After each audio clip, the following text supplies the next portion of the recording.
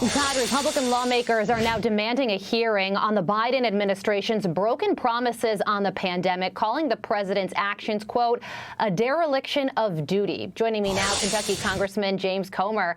Congressman, good morning to you. You and House Minority Whip Steve Scalise are calling for a joint hearing on to discuss President Biden's pandemic response. But of course, Democrats need to agree to this. So will this hearing happen, and what is your ultimate goal?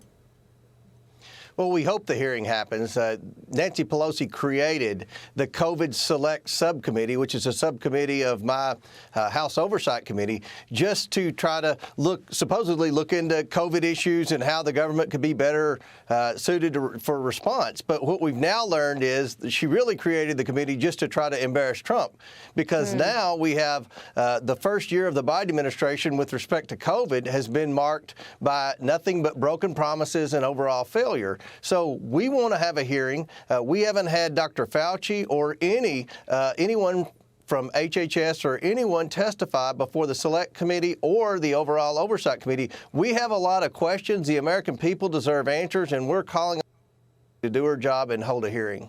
Yeah, I'm sure you have a lot of questions, and some of those may be answered today because CDC Director Rochelle Walensky and Dr. Fauci will be testifying before a Senate panel. And this is coming at a critical time for the CDC because a lot of people, the CDC has a huge credibility issue right now. Many people are questioning a lot of their decision-making and messaging. What sort of questions do you think should be asked there, and what are you hoping to learn?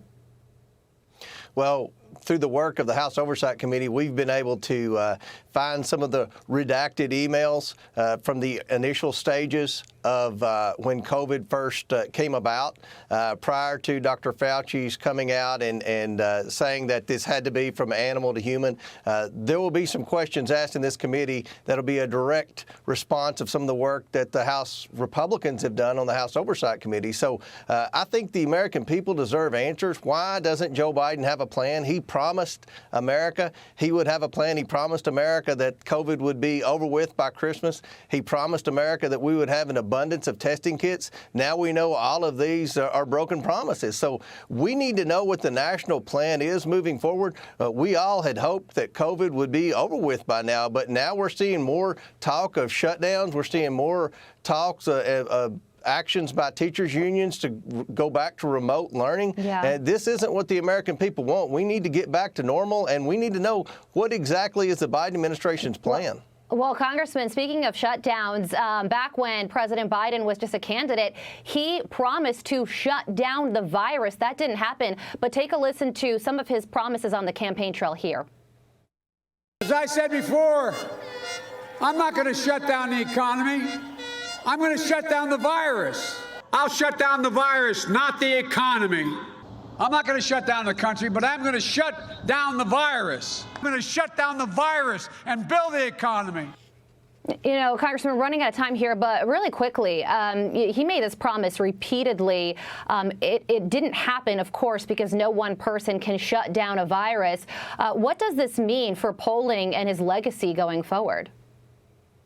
Well, not only did he not shut down the virus, there were more deaths in his first year in office than during the whole Trump administration from COVID. So this is not just a broken promise. This is an overall failure. And what we're seeing now are Americans wanting to be able to purchase testing kits.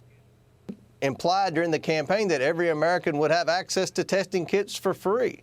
He's pushing boosters. He's wanting to mandate boosters when he said in the campaign he wouldn't do that. So we need to hear from the Biden administration on exactly what their plan is over the next 12 months. What's their plan moving forward? Because we can't afford any more uncertainty in our economy. Our children cannot go back to virtual learning. We have to get back to normal. But unfortunately, I'm not seeing any signs out of the Biden administration that would give me any confidence. I know the American confidence either in the way they handle COVID-19. Thank you so much for joining us this morning.